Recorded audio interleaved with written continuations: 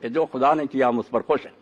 یہ ایمان ہے جو مومن کو سہارا دیتا ہے۔ بے دین اس سے محروم ہے، ان کو خزانے مل جائیں، وہ جہان کے مالک بن جائیں، اس اطمینان قلب سے محروم ہے۔ وہ کائنات کے مالک کو درست کار نہیں مانتے کہ وہ ٹھیک کرنے والا ہے، اس لیے وہ بیچارے ڈپریشن کا شکار ہوتے ہیں، ہر وقت روتے رہتے ہیں۔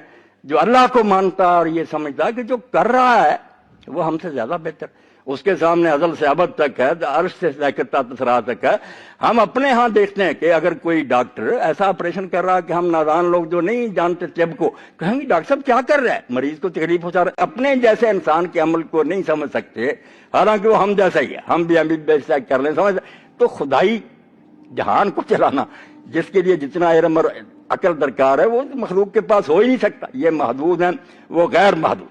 تو اللہ نے قرآن پاک میں یہ نشاندہی کی کہ جب مخلوق کے ذہن میں اللہ کے بارے میں ظن سو پیدا ہوگا، جو منافقوں کے پیدا ہوا، جنگ خندق میں بھی ہوا کہ لوگوں نے کہا اے رسول جو وعدے کرتا تھا ما وعدنا اللہ ورسول اللہ غرورا، سب دھوکے تھے، کہاں گئے وہ وعدے کہ ایران فتح ہوگا۔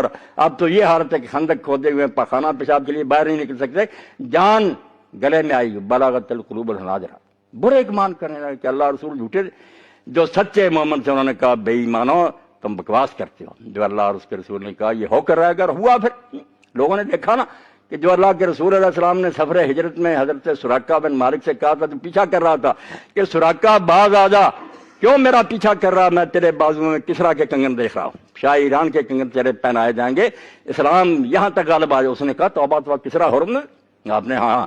تو حضرت عمر رضی اللہ عنہ کے زمانے میں وہ کنگن آئے مال غنیمت میں، تو حضرت عمر رضی اللہ عنہ اس بات سے واقف تھے، انہوں نے بلایا سراقہ کو، مسلمان ہو چکے تھے، کنگن پہنائے، کہنے لگے حرام ہے مردوں کے لیے سونا، فرمایا اس لیے نہیں پہنایا کہ تو نے پہن کے ہی رہنا ہے، صرف رسول اللہ کی بات کو سچا کرنا، جو اللہ نے کہا تھا اور اس کے رسول نے بتایا ہوا سچا ہی۔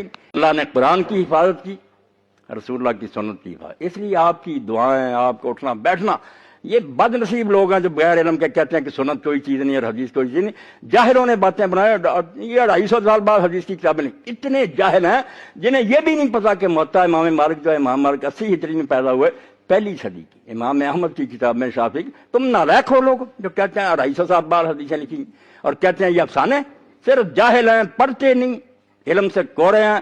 الناس علی ما جہلوا، اور جو لوگ جاہل ہوتے ہیں کسی شاید سے اس کی مخالفت کرتے ہیں۔ ہم اگر کیمسٹری اور نہیں دوسرے روم جانتے خواہ مخواہ مخالفت کریں، حالانکہ نہیں ٹانگ اڑانی چاہیے۔